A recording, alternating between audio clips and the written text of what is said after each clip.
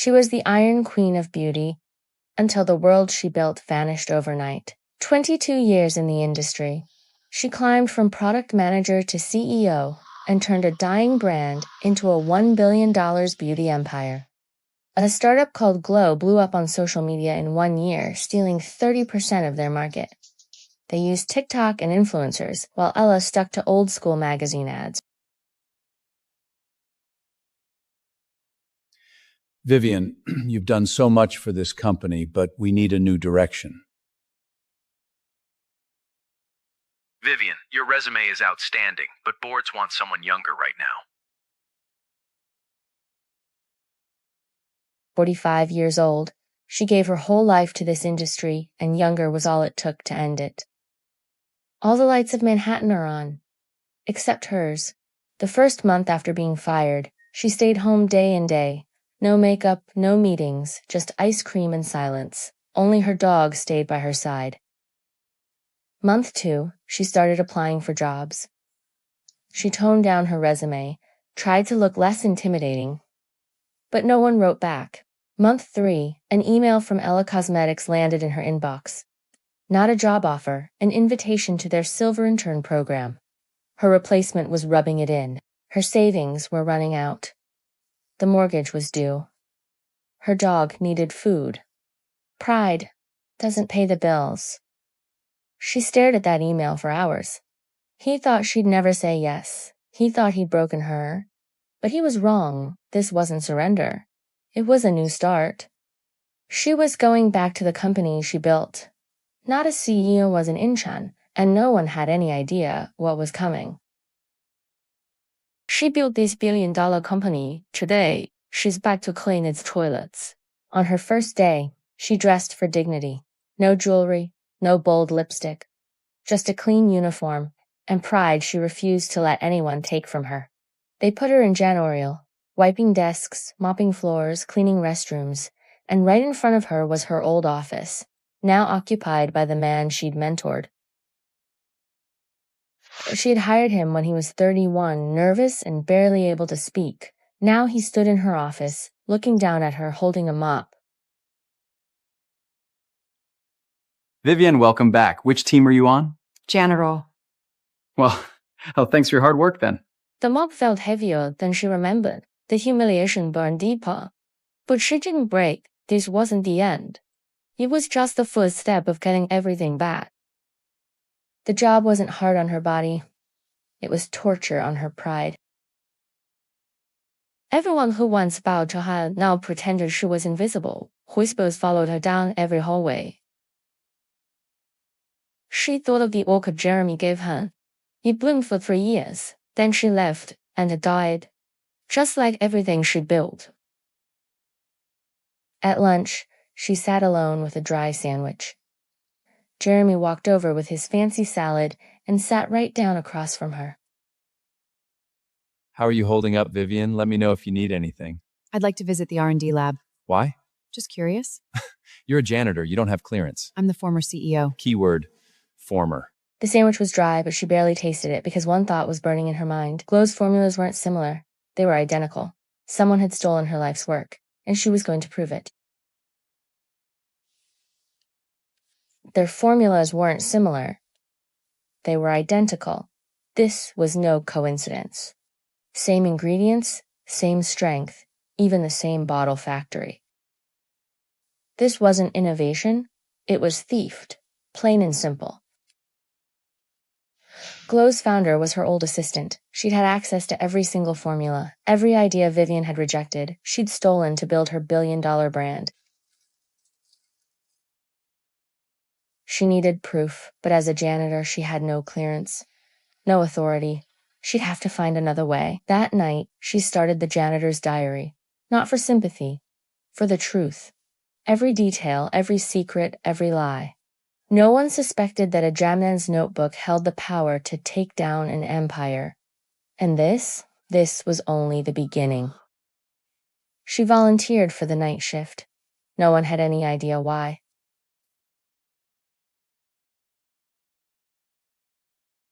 Fine. Night shift, extra $1 an hour. Start tomorrow. Thank you. The whole floor was empty. Lights flickered on one by one as she walked. Every secret she needed was right here, waiting. An assistant had forgotten to lock the cabinet, and inside, Glow's confidential formulas, word for word, identical to Ella's. This was the proof she needed. The floor was already spotless, but she mopped it anyway.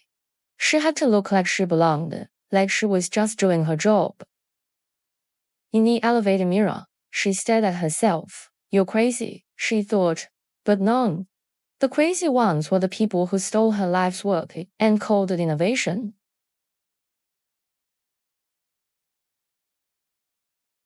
The city never sleeps, but I'm so tired of watching it. She created an anonymous email under the name Truth. No name, no trail. If they found out who sent it, they'd call it corporate espionage. She knew every board member's email by heart. She sent them all the proof. Side-by-side formulas, lab photos, everything. The thief was their former employee. One click. That was all it took. No going back. No second thoughts. Her heart was racing, but she didn't regret a single thing. Then she erased everything. History, accounts, every trace. By morning, it would be like none of it ever happened. 5 years ago, she'd stood in her corner office as CEO, looking at this same skyline. Back then, she was the queen. Now she was a janitor. But what she was doing now, it mattered more than any title ever could. One anonymous email, and the whole company blew up. Yeah, I'm on my way. The board met all morning. Jeremy knew every word was true, and he had zero glee who sent it. Heard someone reported formula theft? Who? No idea. Anonymous email.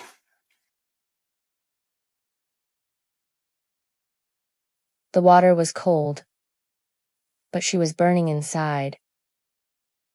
For the first time in months, truth was finally moving forward. By nightfall, the story was everywhere. Glow's secret was out. And this was only the beginning.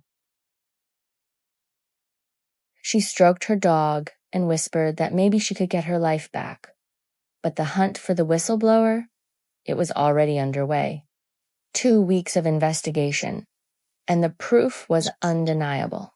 She denied everything, but the IP records didn't lie. Glow's products were pulled, and their stock crashed overnight. Jeremy was next. As CEO, he was responsible for protecting the company's IP. The board didn't buy his excuses. He was suspended immediately. Vivian, it was you. The email. I don't know what you're talking about. Stop playing dumb! I'm not playing, I'm just a janitor.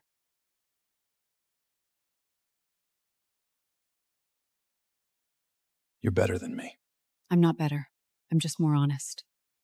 He walked away, broken and humiliated. But this wasn't the end. The company was shaken, the throne was empty, and everyone was about to remember who built it all. The board members who'd fired her, they showed up at her door, begging. Men who'd spent decades in corner offices squeezed into her tiny kitchen, surrounded by mops and bleach. They had no idea how to act. Vivian, we want you back. As our CEO. Back? But you said I was too old. Too out of touch. A quiet we were wrong couldn't give her back those months of humiliation. It was too late for apologies. She turned down the job everyone would kill for, not because she didn't want it, because she didn't need it anymore. She'd found something bigger than power. She'd never give them a second chance to throw her away. Power came and went, but truth and the quiet peace of doing what's right, that was hers forever. And this was only the start. She didn't call it the ex-CEO diary. She named it the janitor's diary. Her first post got only 100 views. No likes, no comments.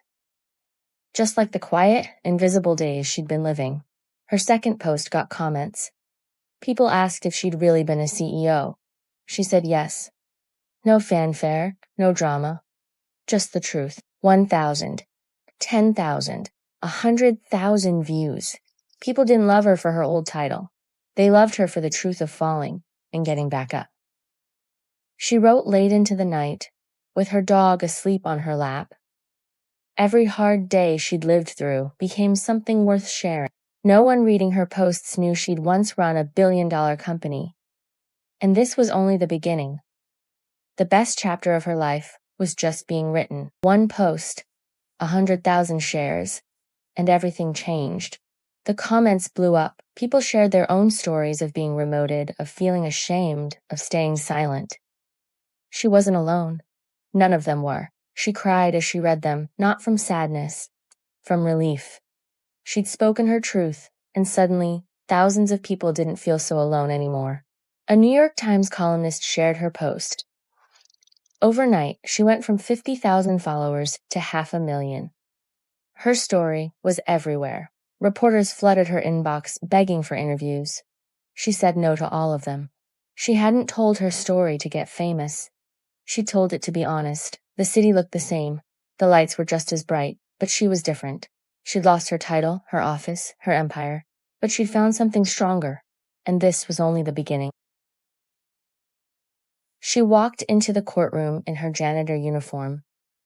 No suit, no title, just the truth. Mrs. Sterling, what is your current occupation?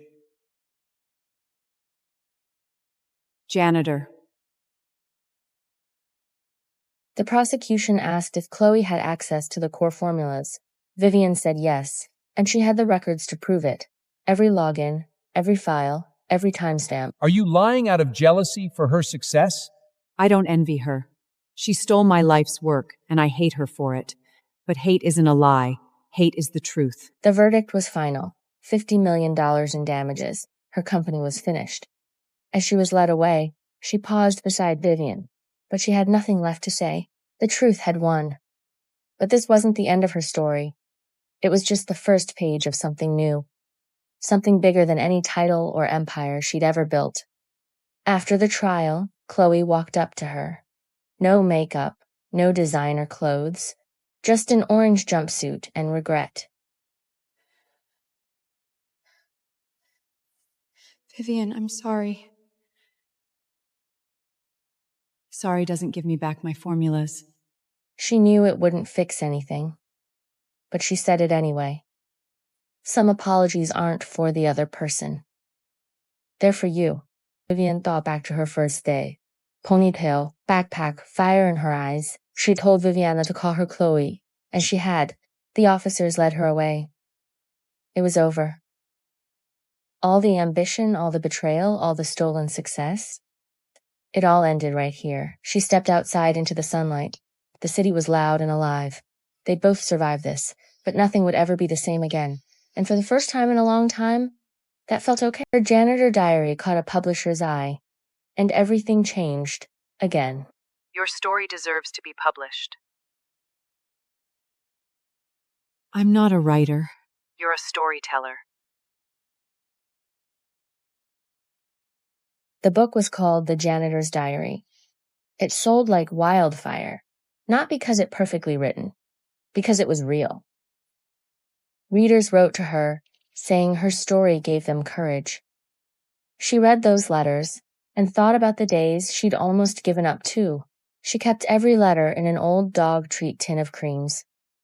He couldn't read, but he knew they mattered, and he guarded them like they were his own.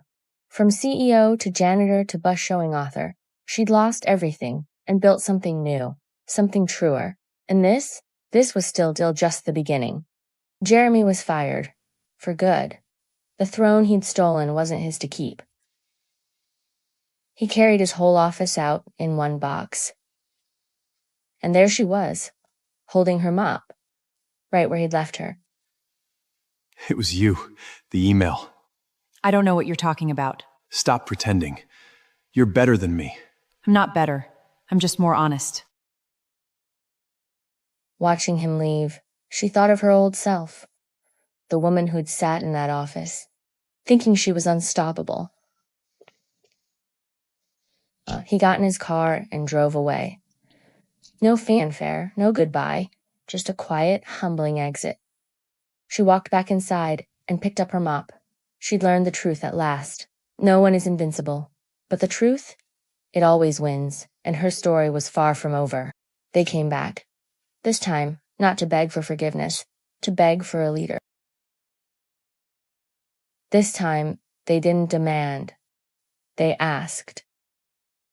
They wanted her to pick the next CEO. I recommend myself.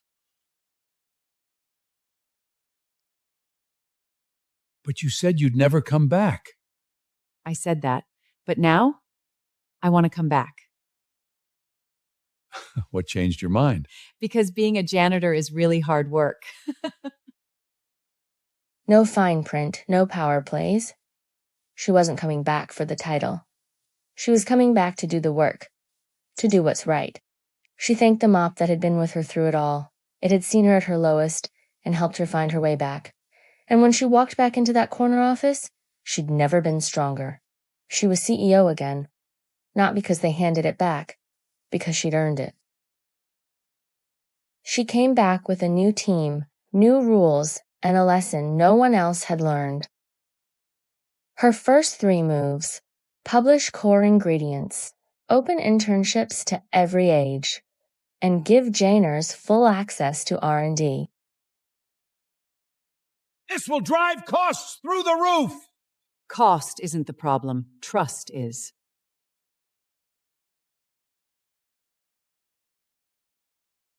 You can put a price on ingredients. You can't put a price on trust. Not from customers, and not from your own people. She turned every hard lesson into something better for everyone who came after her.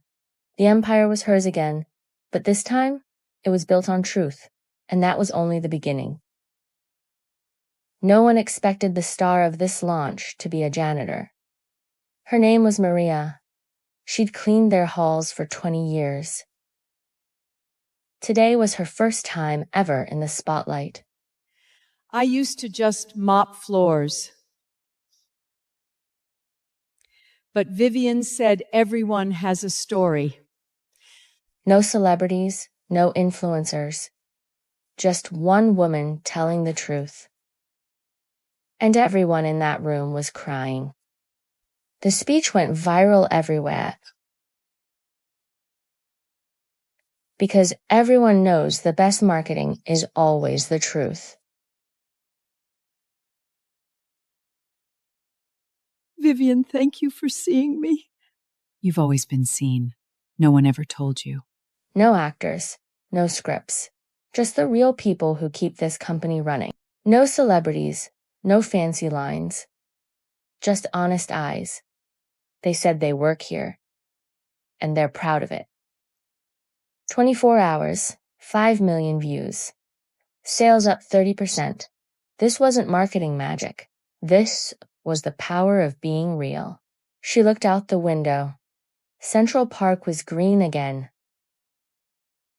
It had been 1 whole year. She was CEO again. But she wasn't the same woman she'd been before. Falling to the bottom had taught her what mattered most. Trust. Respect. Seeing every single person. And this was only the beginning. Maria got a promotion. After 20 years of mopping floors, she finally had an office of her own. Her job was to listen to all the voices no one had ever bothered to hear. People stopped by all day, saying things they'd never dare say to a manager. Vivian, I used to be scared to speak up. Thought I'd get fired. Well, the office coffee is really bad. You can speak up now. And Vivian actually fixed it. New beans, new machine. A tiny thing, but everyone felt it. Small changes add up. Vivian knew everything happening in her company now. Because the people on the ground, they always know the truth. It started with a cup of coffee, with one person being seen, and that's how a company truly changes, not from the top down, from every single voice finally being heard. Her janitor's diary was translated into 12 languages. It traveled all around the world.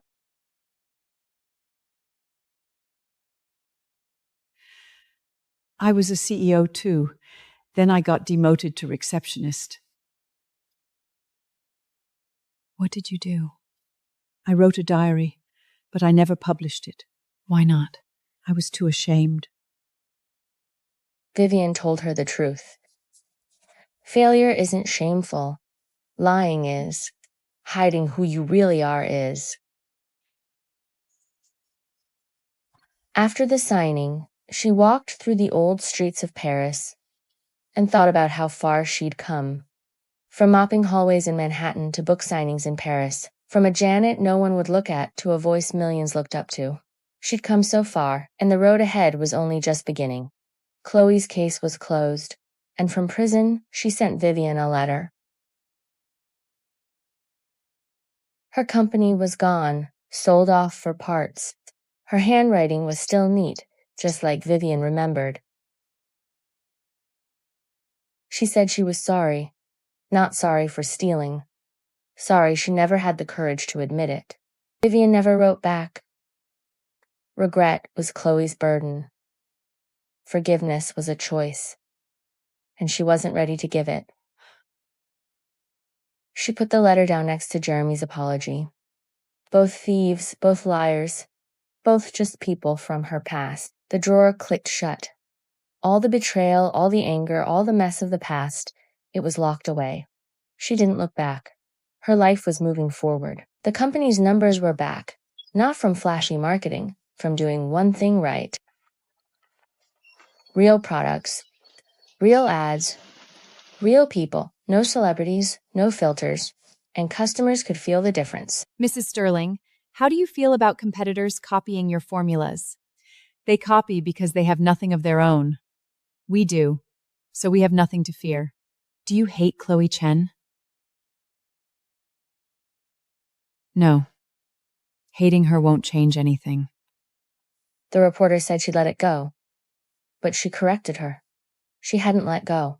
She was just moving forward, and those words went everywhere. She'd fallen all the way to the bottom and climbed all the way back, and she never once looked back, because the only direction that matters is forward, and her story was far from over. A letter arrived from Chicago, with an invitation no one expected. His name was Jack, Maria's grandson. He was 20, in community college, and he wanted to learn marketing. Vivian asked if he wanted to be a janitor like his grandma. He said no, but he respected it. More than anything. On his first day, he wore a crisp white shirt, pressed perfectly flat. His grandma had ironed it for him. She could see the fire in his eyes, young ambition, bright, hungry, and ready to work. From his grandma mopping the halls to him sitting at a marketing desk, 2 generations, 1 company, and proof that when you see people, they can go further than anyone ever imagined. And an unexpected call on a quiet, rainy afternoon. It was Jeremy. He'd found a sales job at a small company, and he was calling to say thank you. I didn't hold back. You just weren't worth it. For not ruining me completely. You're still as direct as ever. Honesty doesn't hurt people. Lies do. She thought back to his first interview, nervous, fumbling, barely able to speak. So many years had passed, and nothing had turned out the way anyone expected. A long silence. Then the line went dead. No goodbye, no hard feelings. Just over. She didn't care where he went or how he was doing. Some people are just chapters in your story. And this chapter was closed. Her eyes were already on what came next. Their new product launched. Its name was Origin.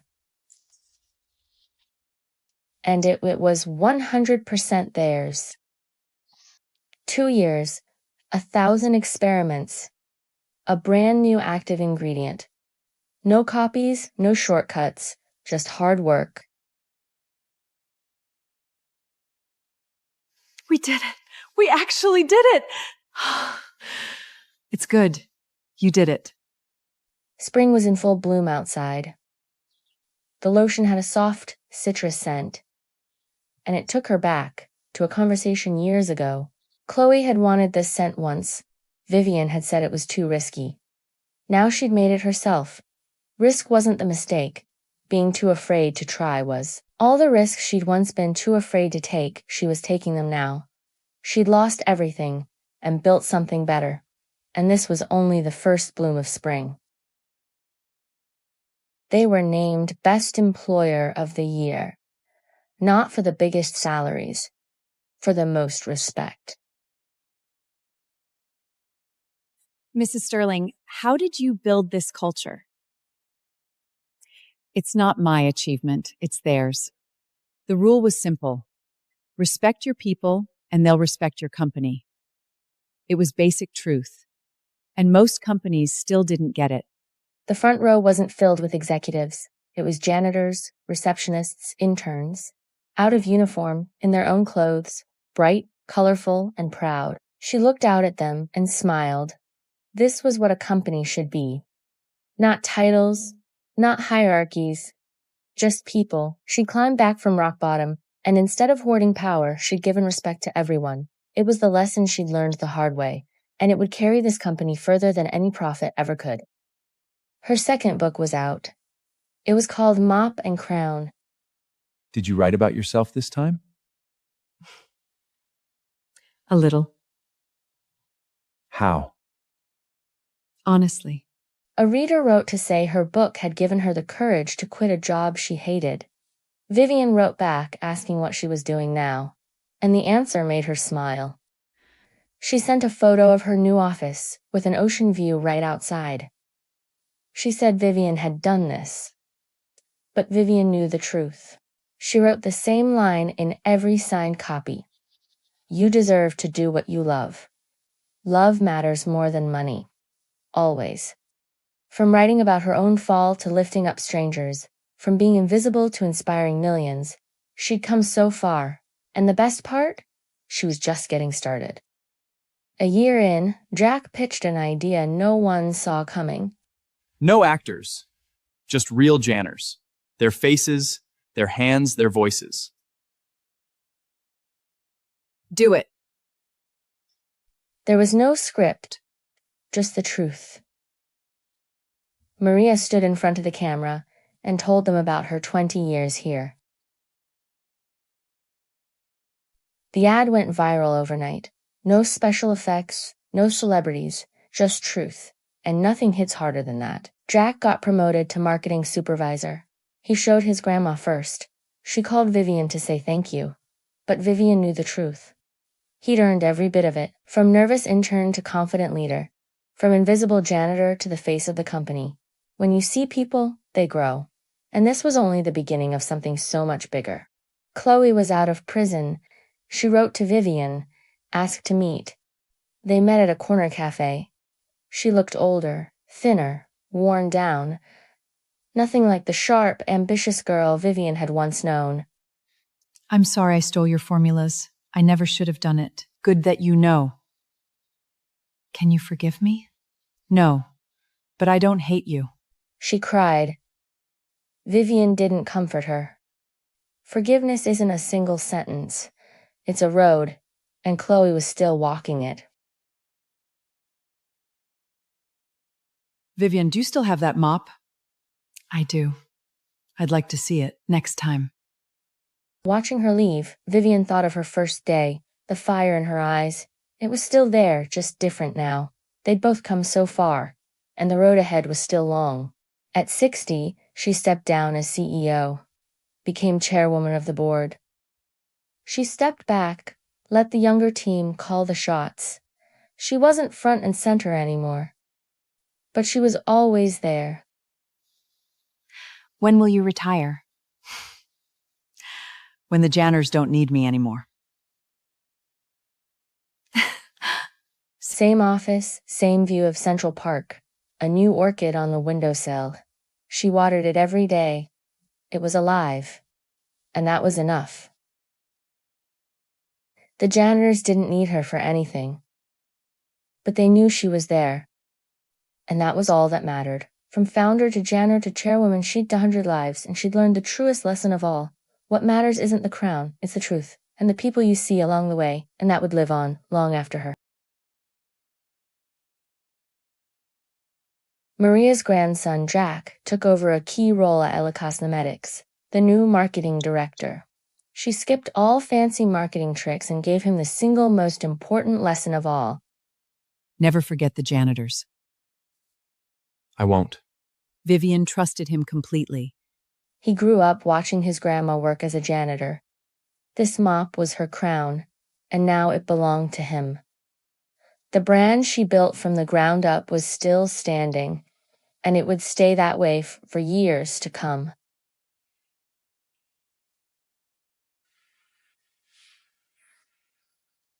No matter high her title rose, the days she spent mopping floors never faded from her memory. Titles change. Power passes hands. But kindness and respect for ordinary people will always live on here. I moved to quiet Maine by the sea, and I brought my old mop with me. Lise. Others laughed it off, but it's a reminder of every humble cleaning day I lived through. Every sunrise lets me look back on my life. CEO, janitor, writer, retiree. I chose every step. Old stories fade away. All I feel now is gratitude for being alive. Aren't you afraid of upsetting people? I am. But I still have to write it. Readers told me they stopped buying fake beauty goods, but I told them they found clarity on their own. The old box overflowed, so I bought another. I never wiped away my late dog Cream's fur stuck on the lid. Chloe sent another letter. She worked at a flourisher shop and finally understood what authenticity truly meant.